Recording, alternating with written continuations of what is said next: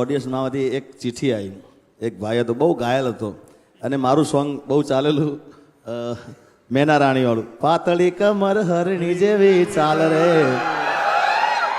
હવે એને ખબર નહીં, એટલો ઘાયલ ને તે ડાયરેક્ટ આવીને મને ચિઠ્ઠી આલી. ચિઠ્ઠીમાં લખેલું કે નૈના રાણી વાળું ગાઉં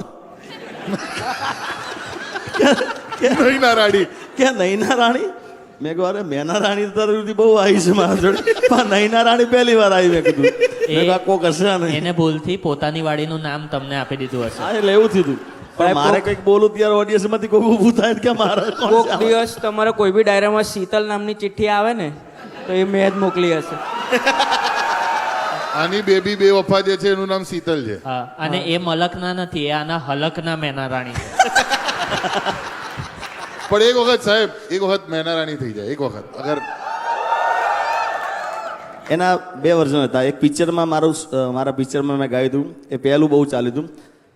મારા મલકના મેના રાણી ધીમા ધીમા હાલો રે, મુખે મલકતાની તે નિહાળવા ખેતર બાંધા મેળા રે. આ મારા ફિલ્મનું હતું. અને એના પછી આલ્બમ અમે કર્યું, એનું આ ગીત હતું. એ પાતળી કમર હરણી જેવી ચાલ રે, કે મેના રાણી મનમાં વસી રે. અણિયારી આંખનો નેડો મને લાગ્યો, રાણી બનાવવાનો ઉમળકો રે જાગ્યો. જોઈએ ને દલના ડોલ્યા તાર રે, કે મેના રાણી મનમાં વસી રે. આમાં નૈના રાણી કેવી રીતે ગાવું મારું? અને આમાં પાતળી કમરની વાત હતી.